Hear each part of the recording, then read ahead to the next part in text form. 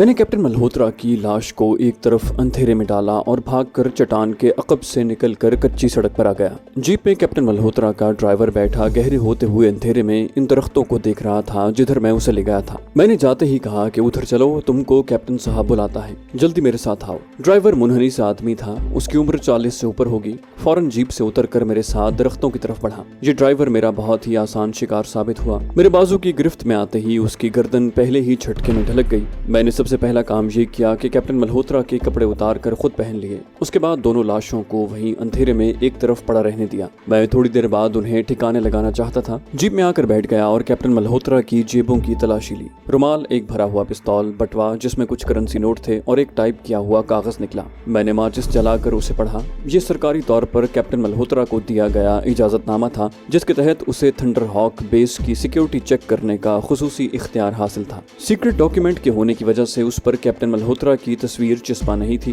बल्कि उसकी जगह मल्होत्रा का खुसूसी कोड नंबर 00000 लिखा हुआ था। नीचे अंबाला छावनी के चीफ मिलिट्री इंटेलिजेंस के दस्तखत और मोहर लगी थी। कैप्टन मल्होत्रा की तस्वीर चिस्पा न होने से मेरे रास्ते की बहुत बड़ी रुकावट अपने आप दूर हो गई थी। मैंने इस सीक्रेट इजाजतनामे को तह करके बटवे में डाला, बटवे को जेब में रखा और जीप स्टार्ट कर दी। मेरा रुख थंडर हॉक बेस की पहाड़ी की तरफ था। मैंने जीप की हेडलाइट्स रोशन नहीं की थी। कच्ची नीम पथरीली पगडंडी पर मैं जीप को चलाता पहाड़ी के करीब आ गया। ये पगडंडी पहाड़ी की मगरिब की तरफ चली गई थी। आगे दो पहाड़ियों के दरमियान एक छोटा सा दर्रा आ गया। अचानक एक तरफ से 4 कमांडो किस्म के फौजी स्टेन गन्ने ताने छलांगे लगाकर मेरी जीप के सामने आ गए। हॉल्ट। मैंने जीप को ब्रेक लगा दी। मुझे मालूम था कि इस दर्रे में मेरा रास्ता रोका जाएगा। 4 में से 2 भारतीय कमांडो सिपाही लपक कर मेरे दाएं बाएं आ गए। उनकी स्टेन गन्नों का रुख मेरी जानिब था। एक कमांडो ने अंधेरे में मुझे घूरते हुए तहकुमाना अंदाज में पूछा, इधर क्या लेने आए हो? कौन हो तुम? मैंने फौरन कहा, तुम मुझे आज रात का पासवर्ड बताओ, मुझे मालूम है तुमको मालूम नहीं। भारतीय सिपाही ने स्टेन गन की नाली मेरी गर्दन के पास लगा दी और बोला, बताओ आज का पासवर्ड। मैंने बगैर किसी घबराहट के निहायत इत्मीनान से कहा, कंचनजंगा। स्टेन गन की नाली पीछे हट गई। दूसरे सिपाही ने कहा, तुम्हारे पेपर्स कहाँ हैं? मैंने जेब से बटवा निकाल कर खुसूसी इजाजतनामा उसकी तरफ बढ़ा दिया। उसने टॉर्च की रोशनी में उसे पढ़ा और फिर सलूट मारकर बोला, ओके सर, उधर बाएं बाजू को गेट है। मैंने मुस्कुराते हुए सलूट का जवाब दिया और जीप बाएं जानिब बढ़ा दी। बाएं जानिब पहाड़ी भूल भुलैया सी बनी हुई थी। आगे एक खारदार तार वाली दीवार आ गई। उस दीवार में हाई वोल्टेज की बरकी रौ दौड़ रही थी। गेट की दूसरी जानिब मुझे 2 साए हरकत करते नजर आए। एक भारतीय सिपाही मेरे पीछे पीछे आ रहा था। उसने वहीं से आवाज दी, कंचनजंगा का अफसर है। खारदार तार वाला गेट, जिसका चौखटा लकड़ी का था, खोल दिया गया। यहाँ पर मुतय्यन गुरखे मुहाफिज ने मेरे कागजात को देखने के बाद सलूट किया और कुछ फासले पर पहाड़ी दीवार में बने हुए लोहे के दरवाजे की तरफ इशारा किया। जीप मैंने बाहर एक तरफ खड़ी कर दी थी। लोहे के गेट पर आते ही दूसरी तरफ अपने आप घंटी बोल पड़ी। गेट में एक छोटी सी खिड़की खुल गई। दूसरी तरफ से हल्की रोशनी बाहर आने लगी। एक चेहरा खिड़की के छोटे से चौखटे में नमूदार हुआ। उसने मुझसे मेरा कोड नंबर पूछा। मैंने इत्मीनान से कहा, 00000। फौलादी गेट का छोटा दरवाजा खुल गया। मैं झुककर दरवाजे में से गुजरा और दूसरी तरफ आ गया। दूसरी जानिब 2 ऊंचे लंबे भारतीय फौजी खड़े थे। मुझे देखते ही बोले, इधर आ जाओ सर। मैं उनके पीछे पीछे चलने लगा। ये एक ऊंची छत वाला लंबूतरा हॉल था, जिसकी छत से बिजली के बल्ब लटक रहे थे। वो मुझे हॉल कमरे से गुजार कर पहलू में बने हुए एक कमरे में ले गया, जहाँ से मुझे 2 आदमियों के अंग्रेजी में बातें करने की हल्की हल्की आवाज आई। मैं अंदर गया तो देखा कि एक मुख्तसर सा पथरीली दीवारों वाला कमरा था। दीवार पर पाकिस्तान का बहुत बड़ा नक्शा लगा है। एक भारी मूंछों और चौड़े शानों वाला पुख्ता उम्र का आदमी स्क्वाड्रन लीडर की फुल वर्दी पहने मेज पर इस तरह बैठा था कि उसका एक पांव कुर्सी पर था। दूसरा पायलट अफसर की वर्दी में था और मेज से जरा हटकर कुर्सी की पुश्त पर हाथ रखे खड़ा था। दोनों ने मुझे घूर कर देखा। मैंने जाते ही स्क्वाड्रन लीडर को सलूट किया और जेब से खुसूसी इजाजतनामा निकाल कर उसे दिखाया। स्क्वाड्रन लीडर ने मुस्कुराते हुए कहा, कैप्टन मल्होत्रा, इसकी जरूरत नहीं है। हमें तुम्हारे आने की इत्तला दोपहर को ही मिल गई थी। हम तो तुम्हारा इंतजार कर रहे थे। यहाँ बैठकर थोड़ी देर आराम करो, मैं तुम्हारे लिए कोक मंगवाता हूँ। मैंने कुर्सी पर बैठते हुए कहा, थैंक यू सर, मगर मैं इस वक्त ड्यूटी पर हूँ और अपना वक्त जाया नहीं करना चाहता। मैंने मेज पर रखा हुआ लकड़ी का एक टुकड़ा देख लिया था, जिस पर स्क्वाड्रन लीडर MK कोल लिखा हुआ था।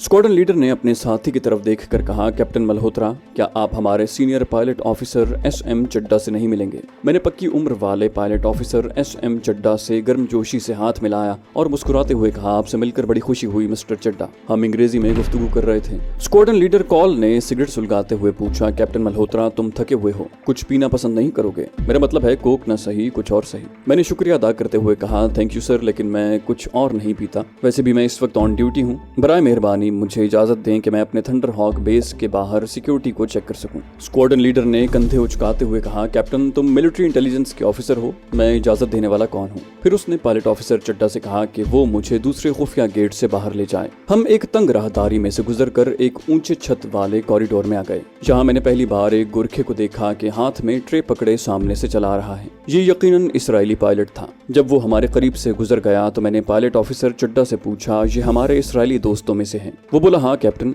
इसका नाम फ्लाइट कैप्टन सावल है, ये हैफा से आया है। मैंने बज़ाहिर बड़ी बेनियाजी से पूछा, हमारे इस बेस में और कितने इसराइली दोस्त काम कर रहे हैं? फ्लाइंग ऑफिसर चड्डा ने बताया कि इस वक्त सिर्फ 2 थंडर हॉक हेलीकॉप्टरों के क्रू के 6 इसराइली मौजूद हैं। मार्गरेट की इत्तला दुरुस्त नहीं थी। चड्डा मुझे एक खुफिया दरवाजे से निकाल कर पहाड़ी के बाहर जुनूब की तरफ ले आया। बाहर अब रात का अंधेरा फैल चुका था। मैंने चड्डा से कहा कि मुझे मेरी जीप के पास ले चलो, मैं जीप में बैठकर इस इलाके में सिक्योरिटी का जायजा लेना चाहता हूँ। उसने कहा, कैप्टन तुम्हारी जीप गैराज में रख दी गई है, हम तुम्हें अपनी जीप देते हैं। इस जीप में से हर 15 सेकंड के बाद खास सिग्नल नशर होते हैं जो हमारी सिक्योरिटी वालों को इस अमर से आगाह कर देते हैं कि ये जीप अपनी है, यूं आपको जगह जगह चेक नहीं किया जाएगा। ये मेरे लिए बड़ी अच्छी बात थी। फ्लाइंग ऑफिसर चड्डा ने एक पहाड़ी गैराज में से छोटी जीप निकाल कर मुझे दी। मैं उसको लेकर पहाड़ी के साथ जाती हुई कच्ची सड़क पर अंधेरे में चल दिया। मेरा मकसद असली कैप्टन मल्होत्रा और उसके ड्राइवर की लाशों को ठिकाने लगाना था, वरना सुबह को उनकी लाशों का मिल जाना जरूरी था और मेरे लिए मुश्किलात पैदा हो सकती थी। मैं पहाड़ी के अकब में आ गया। मैंने देखा हर 15 सेकंड के बाद जीप के डायल पर एक सुर्ख नुक्ता रोशन हो जाता है। ये वो सिग्नल था जो मेरी जीप में से 15 सेकंड के बाद नशर हो रहा था और जिसकी वजह से खुफिया मोर्चों में छुपे हुए फौजी मुझे चेक नहीं कर रहे थे। मैंने देखा कि थंडर हॉक बेस की पहाड़ी काफी बड़ी थी और उसके इर्द गिर्द खारदार तार लगा दी गई थी। मैं पहाड़ी से हटकर कच्ची पगडंडी पर आ गया। पहाड़ी के जुनूब में मुझे कोई 2 फरलांग आगे जाकर नशेब में एक जगह 2 खंबे तिकोन की शक्ल में नजर आए। मैंने जीप का रुख उधर मोड़ दिया। सितारे आसमान पर चमक रहे थे।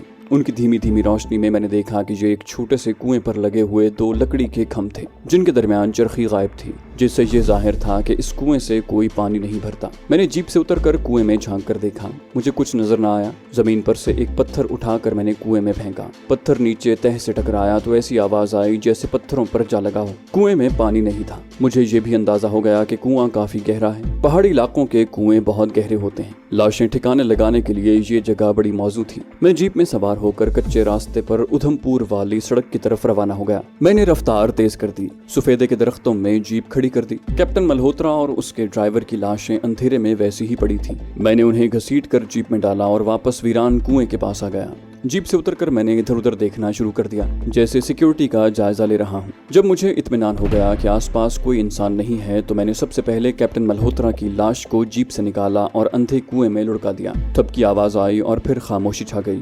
उसके बाद मैंने दूसरी लाश भी कुएं में फेंक दी। मेरे सर से एक बहुत बड़ा बोझ उतर गया था। खतरा सिर्फ यही था कि दिन की रोशनी में कोई इधर आकर लाशों को न देख ले, मगर चूंकि कुआं वीरान था इसलिए इस बात का इम्कान कम ही था कि कोई इधर आकर कुएं में झांकने की कोशिश करेगा। वैसे भी इधर किसी सिविलियन को आने की इजाजत नहीं थी। जब तक लाशें गलने सड़ने लगती तब तक मुझे अपने मिशन को मुकम्मल कर चुकना था। मैं जीप को तेजी से निकाल कर पहाड़ी के जुनूब की तरफ ले गया। वहाँ पहाड़ी गैराज में उसे एक तरफ लगा दिया और खुद बाहर निकल कर उस खुफिया दरवाजे की तरफ बढ़ा जहाँ से फ्लाइंग ऑफिसर चड्डा मुझे गैराज की तरफ ले गया था। दरवाजा बंद था। मैं अभी सोच ही रहा था कि दरवाजे की दूसरी तरफ से किसी ने बुलंद आवाज में पूछा, पासवर्ड। मैंने कंचनजंगा बोल दिया। दरवाजा खुल गया। अंदर की जानिब एक गुरखा मुसल्ला फौजी स्टेन गन लिए मौजूद था। वो मुझे फ्लाइंग ऑफिसर चड्डा के कमरे में ले गया। मिस्टर चड्डा कैंप कार्ड पर बैठा सामने छोटी तपाई पर एक फाइल रखे उस पर कुछ लिख रहा था। मुझे देखते ही अंग्रेजी में बोला, कैप्टन मल्होत्रा, अच्छा हुआ तुम आ गए। अंबाले से तुम्हारी फोन कॉल आई थी। मैं चौंक सा गया मगर फौरन संभल गया। इंटेलिजेंस चीफ की कॉल होगी, मैंने बेनियाजी से कहा। चड्डा मुस्कुराते हुए बोला, किसी लड़की की आवाज थी, वो फिर फोन करेगी, तुम मेरे पास ही बैठो। तपाई पर स्याह रंग का टेलीफोन पड़ा था। मैं करीब ही कुर्सी खींच कर बैठ गया और सिगरेट सुलगा लिया। फ्लाइंग ऑफिसर चड्डा ने मेरी तरफ देखे बगैर पूछा, कैप्टन सिक्योरिटी चेक कर ली? हमारी सिक्योरिटी इंतहाई सख्त है यहाँ, बाहर का कोई आदमी तो क्या चिड़िया भी इधर नहीं आ सकती। मैंने कहा, तुम ठीक कहते हो, कल मुझे अपने बेस के अंदर सिक्योरिटी चेक करनी होगी। मैं चाहूंगा कि मेरी शनाख्त यहाँ किसी पर जाहिर न की जाए, ये तहफ़्फ़ुज़ात की छानबीन के लिए जरूरी है। मिस्टर चड्डा ने कहा, ऐसा ही होगा कैप्टन, हम खुद चाहते हैं कि यहाँ जितने लोग काम कर रहे हैं उनके बारे में हमें फुल रिपोर्ट मिले। टेलीफोन की घंटी बज उठी। चड्डा ने मुस्कुराते हुए कहा, तुम्हारा फोन है कैप्टन। मुझे कुछ मालूम नहीं था कि दूसरी तरफ से जो लड़की बोलेगी उसका कैप्टन मल्होत्रा से क्या ताल्लुक है और वो कौन है। मैंने रिसीवर उठाया। दूसरी तरफ से एक लड़की की आवाज आई, मुझे कैप्टन मल्होत्रा से बात करनी है। मैंने कहा, मैं कैप्टन मल्होत्रा ही बोल रहा हूँ। लड़की पल के लिए खामोश हो गई, फिर आवाज आई, तुम्हारी आवाज को क्या हो गया है डार्लिंग? मैं उषा बोल रही हूँ।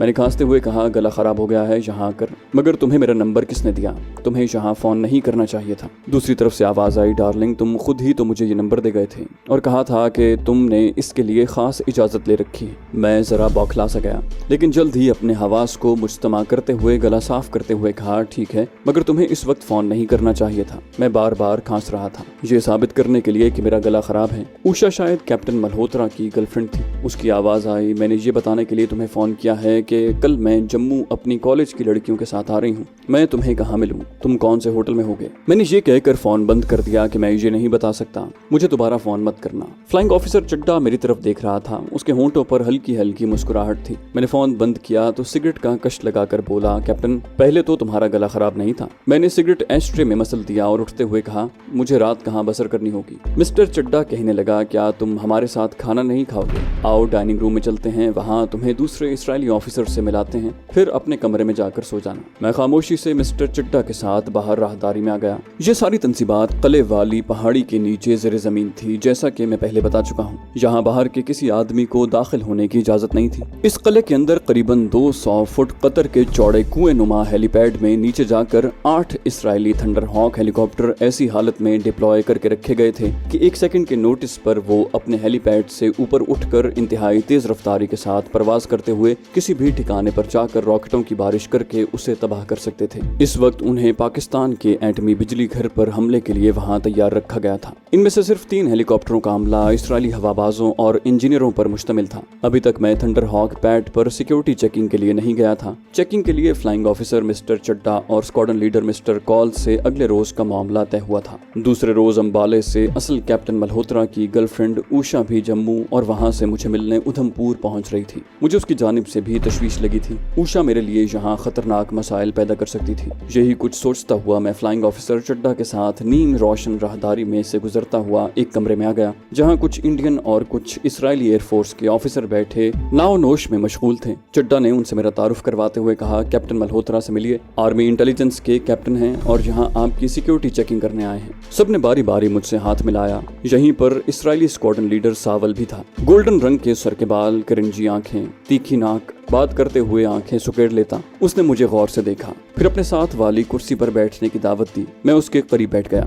मुझे एक ही धड़का लगा था कि वहाँ जो 3-4 इंडियन ऑफिसर बैठे थे, उनमें से कोई असली कैप्टन मल्होत्रा का दोस्त या वाकिफकार न हो। मैंने 1 सेकंड में उनके चेहरों का मुशाहिदा करते हुए अंदाजा लगा लिया कि ऐसी कोई खतरे वाली बात नहीं थी। उनके लिए कैप्टन मल्होत्रा एक अजनबी ऑफिसर था। मैंने इत्मीनान का सांस लेते हुए जेब से असली कैप्टन मल्होत्रा का सिगरेटों का पैकेट निकाल कर सिगरेट पेश किए। मशरूब का एक गिलास मेरे सामने भर कर रख दिया गया, जिसे मैंने ये कहकर वापस कर दिया कि जब हेडक्वार्टर से बाहर ड्यूटी पर जाता हूँ तो इन चीजों से परहेज करता हूँ। इंडियन ऑफिसर मुझसे अंबाला छावनी के सिनेमा हाउस में चल रही फिल्मों के बारे में गुफ्तगू करते रहे। फिर एक सिख ऑफिसर ने पूछा कि उधमपुर में मेरा क़याम कितने रोज का है। मैंने कहा 2-3 दिन रहूंगा, फिर अंबाला छावनी वापस चला जाऊंगा। मैंने तो उसे न बताया, मगर मिस्टर चड्डा ने बता दिया कि मैं इंद्रानी बोर्डिंग हाउस में ठहरा हुआ हूँ। सिख फ्लाइंग ऑफिसर ने मुस्कुरा कर मेरी तरफ देखा और बोला, उस इंद्रानी से होशियार रहना मल्होत्रा जी, जादूगरनी है जादूगरनी। और फिर बाकी के इंडियन ऑफिसर्स भी कैकहा लगाकर हंस दिए। लगता था कि ये सब लोग इंद्रानी के पास आते जाते हैं। ये कोई अजीब बात नहीं थी, क्योंकि इंद्रानी एजेंट थी और उसको इन ऑफिसर से ताल्लुकात बनाकर रखने की जरूरत थी। मैंने सिगरेट की राख झाड़ते हुए जानबूझकर शर्माते हुए कहा,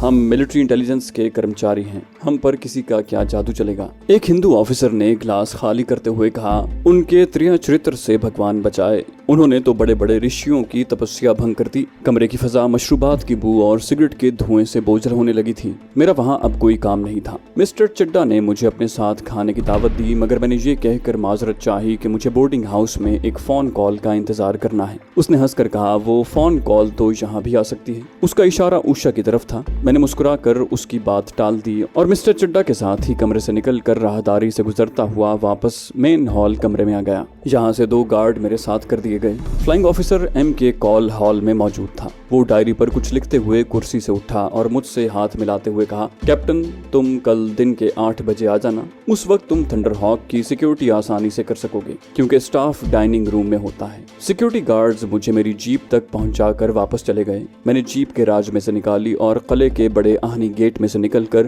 किले के सामने वाले बड़े मैदान की पगडंडी पर से होता हुआ उधमपुर के मजाफात वाले इंद्रानी बोर्डिंग हाउस की तरफ रवाना हो गया। मैं खास तौर पर उस अंधे कुएं के करीब से गुजरा जिसमें मैंने असली कैप्टन मल्होत्रा और उसके एक साथी की लाशें गिराई थी। दिल में ये शुबा था कि कहीं कुएं में से लाशों की बदबू तो नहीं आ रही। अभी ऐसी कोई बात नहीं थी, लेकिन इस बात का कवी इम्कान था कि 2-1 रोज में लाशें गल सड़ कर बदबू देने लगेंगी। मुझे 2-1 रोज के अंदर अंदर अपनी कार्रवाई को मुकम्मल करना था और यहाँ से फरार होना था। मेरा प्रोग्राम यही था, लेकिन मुझे अपने मिशन की राह में कई रुकावटें नजर आने लगी थी। सबसे बड़ा मसला थंडरहॉक बेस में 8 जदीद तरीन इसराइली हेलीकॉप्टरों को इस तरह तबाह करने का था कि उनमें से एक भी परवाज के काबिल न रहे। इस ऑपरेशन के लिए मुझे ताकतवर टाइम बमों की जरूरत थी जो मेरे पास नहीं थे। मेरे लिए लाजमी था कि मैं न सिर्फ ज़ेरे ज़मीन बेस में मौजूद हेलीकॉप्टरों को तबाह करूं, बल्कि इस अंडरग्राउंड बेस में जो स्टाफ मुतय्यन है उनमें से भी कोई जिंदा न बचे, क्योंकि अगर उनमें से एक भी जिंदा रह जाता है तो वो बाद में मेरे लिए परेशानी का बायस बन सकता था। इस बात का इम्कान था कि उनमें से कोई ऑफिसर दिल्ली हमारे हेडक्वार्टर में भी आ जाए, क्योंकि थंडरहॉक बेस की तबाही कोई मामूली वाक़या नहीं होगा। मैं इंटेलिजेंस हेडक्वार्टर का एक जिम्मेदार भारतीय ऑफिसर था और अगर इस तबाही के बाद यहाँ के स्टाफ का कोई आदमी नई दिल्ली हमारे हेडक्वार्टर में आ जाता है और मुझे वहाँ देख लेता है तो मेरा राज फाश होना यकीनी बात थी। इस मुमकिन इत्तेफाक से बचने का एक ही तरीका था, वो ये कि हेलीकॉप्टरों के साथ वहाँ के इसराइली और इंडियन स्टाफ को भी हमेशा की नींद सुला दिया जाए। ये एक मुश्किल तरीन काम था। बहरहाल मैंने यही अहद किया हुआ था कि हेलीकॉप्टर के अलावा स्टाफ के इंडियन और इसराइली ऑफिसर्स को भी जिंदा नहीं छोड़ूंगा। इस मिशन की तकमील के लिए वक्त बहुत कम था और इंद्रानी का ताउन नागुज़ीर था। बोर्डिंग हाउस में आकर मैंने अपनी एजेंट इंद्रानी को एक खास इशारा दिया और अपने कमरे में आ गया। मेरे इशारे का मतलब था कि मैं उससे कुछ ज़रूरी बातें करना चाहता हूँ और ज़रूरी बातों के लिए हमने आधी रात के बाद का वक्त तय कर रखा था। मैंने खाना अपने कमरे में ही खाया और तेज़ कॉफ़ी के 2 प्याले चढ़ा लिए ताकि मुझे नींद न आए। मैं काफ़ी देर रिसाले वगैरह पढ़ता रहा। कोई 11:30 बजे रात मैंने कमरे की बत्तियां बुझा दी,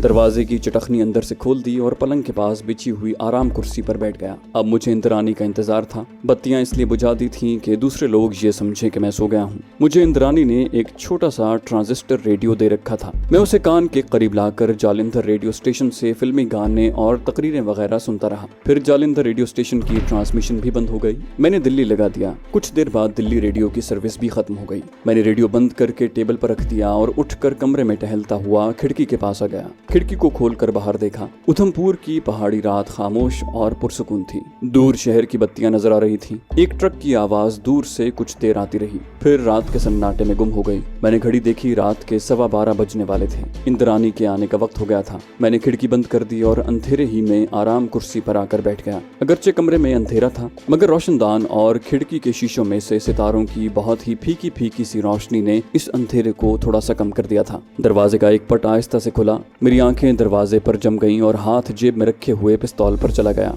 ये इंद्रानी थी। वो शब ख्वाबी के लिबास में थी। उसने कमरे में दाखिल होते ही एक नजर मुझ पर डाली और फिर दरवाजे का पट बंद करके आहिस्ता से चटखनी लगा दी। मेरे पास आकर दूसरी कुर्सी पर बैठी और बोली, क्या सब ठीक है? इंद्रानी की आवाज सरगोशी की शक्ल में मेरे कानों तक आई थी। मैंने उसे धीमी आवाज में जब अपने कमांडो ऑपरेशन की मुख्तसर कहानी सुनाई तो अंधेरे में उसकी आंखें खुल सी गईं। उसे यकीन नहीं आ रहा था कि मैं कैप्टन मल्होत्रा के रूप में थंडरहॉक बेस का सारा जायजा लेकर आ रहा हूँ। मैंने उसका हाथ थाम लिया और उसकी तरफ झुककर कहा, मेरा असली मिशन कल शुरू होगा। ये मिशन तुम्हारे ताउन के बगैर मुकम्मल नहीं हो सकता। मुझे कम से कम 6 टाइम बमों की जरूरत है। क्या तुम कहीं से उनका इंतजाम कर सकती हो? इंद्रानी सरगोशी में बोली, मेरे लिए ऐसा बंदोबस्त करना तकरीबन नामुमकिन है। मैं यहाँ एक सिविलियन के तौर पर काम कर रही हूँ। ये काम तो मार्गरेट भी नहीं कर सकती। टाइम बम तो तुम्हें वहीं थंडर बेस से मिल सकते हैं। वहाँ तो रॉकेट मिसाइल और दूसरा गोला बारूद भी होगा। इंद्रानी ठीक कह रही थी। उसके लिए टाइम बमों जैसी खतरनाक धमाका खेज अशिया का मुहैया करना वाकई मुश्किल था। ये काम उसकी दस्तरस से बाहर था।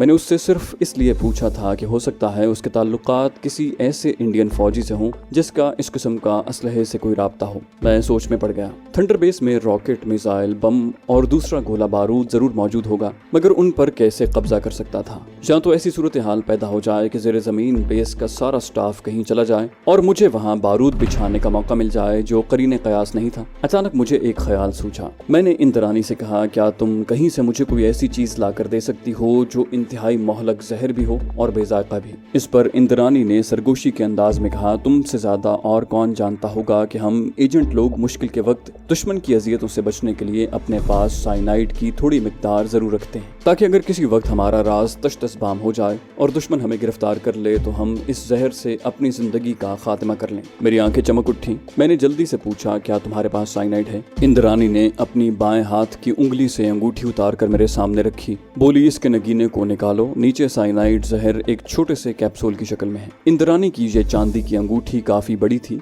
जैसा कि उस जमाने का फैशन था। मैंने ये अंगूठी उसके हाथ में पहले भी देखी थी। मैंने सरहाने के नीचे से मोमबत्ती निकाल कर रोशन की, उसे मेज पर लगाया और उसकी रोशनी में अंगूठी के नगीने को जरा सा टहुका दिया। नगीना मेरे हाथ में आ गया। उसके नीचे छोटा सा खला था जिसमें स्याह रंग का एक छोटा सा कैप्सूल पड़ा था। इंद्रानी ने पूछा, मगर तुम्हें ये जहर किस लिए चाहिए? मैं कैप्सूल को हथेली पर रख कर उसे गौर से देख रहा था। मेरे अंदाजे के मुताबिक उसमें इतना जहर था कि जो दुश्मन की पूरी एक प्लेटून को ठिकाने लगाने के लिए काफी था। जैसा कि आप सब जानते हैं कि साइनाइड एक ऐसा जहर है जो इंतहाई सरीउल असर है, इंतहाई हलाकत खेज और बेजायका होता है। अगरचे आज तक कोई भी इसका जायका नहीं बता सका, लेकिन साइंसदानों के तजुर्बात के मुताबिक ये एक बेजायका जहर है और जबान पर लगते ही अपना असर दिखाता है और आदमी को सांस पूरा करने का भी मौका नहीं देता। मैंने कैप्सूल को अच्छी तरह से एक कागज में लपेट कर अपनी जेब में रख लिया। नगीने को दोबारा अंगूठी में जड़ दिया और इंद्रानी की उंगली में डालते हुए कहा, तुमने मेरा मसला हल कर दिया है, अब तुम इसके बारे में मुझसे कोई सवाल न करना। भूल जाओ कि तुम्हारी अंगूठी में जहर वाला कैप्सूल भी था। हाँ, अपने लिए तुम ये जहर किसी जरिए से बाद में हासिल कर लेना, ये नेशनल सिक्योरिटी का मामला है। इंद्रानी ने उसके बाद मुझसे साइनाइड के बारे में कोई बात न की। मेरे जहन में पूरी की पूरी स्कीम आ चुकी थी और मेरा सबसे बड़ा मसला जहर के उस नन्हे से कैप्सूल ने हल कर दिया था। मैंने मोमबत्ती बुझा दी। इंद्रानी का चेहरा एक पल के लिए अंधेरे में डूब गया। उसने आहिस्ता से सांस भरकर कहा, अगर तुम मुझे अपने मिशन के बारे में नहीं बताना चाहते तो मैं तुमसे कोई सवाल नहीं करूंगी, लेकिन इतना जरूर कहूंगी कि अपना ख्याल रखना। क्या अब मैं जाऊं? मैंने इंद्रानी का हाथ पकड़ते हुए कहा, मैं मौत के मिशन पर हूँ। मुझे अगर किसी का ख्याल है तो सिर्फ अपने वतन का। अगर पाकिस्तान की बका की खातिर मेरी जान भी चली जाए तो मैं अपने आप को खुशकिस्मत समझूंगा। इंद्रानी ने हल्का सा मेरा हाथ दबाया, फिर एकदम से उठी और दरवाजे के पास जाकर रुक गई, जैसे बाहर खामोशी का जायजा ले रही हो। उसने आहिस्ता से चटखनी उतारी, दरवाजे का एक पट जरा सा खोल कर बाहर बरामदे में देखा, उसके साथ ही बाहर निकल गई। मैं अभी तक आराम कुर्सी पर बैठा था। उसके जाते ही मैंने दरवाजा बंद करके चटखनी लगा दी। जेब से साइनाइड जहर के कैप्सूल को निकाल कर सरहाने के नीचे रखा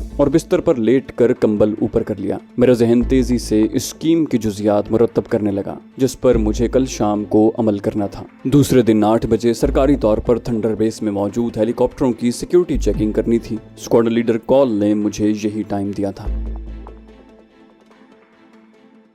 तो दोस्तों, ये थी हमारी आज की एपिसोड। उम्मीद करते हैं आपको हमारी कहानी पसंद आई होगी। जाने से पहले इस वीडियो को लाइक कीजिए और शेयर करना मत भूलिए। कमेंट करके हमें बताइए कि आपको हमारी वीडियो कैसी लगी, और अगर अभी तक आपने इस चैनल को सब्सक्राइब नहीं किया तो इसे सब्सक्राइब कीजिए और बेल आइकन दबाकर ऑल नोटिफिकेशंस ऑन कर लीजिए।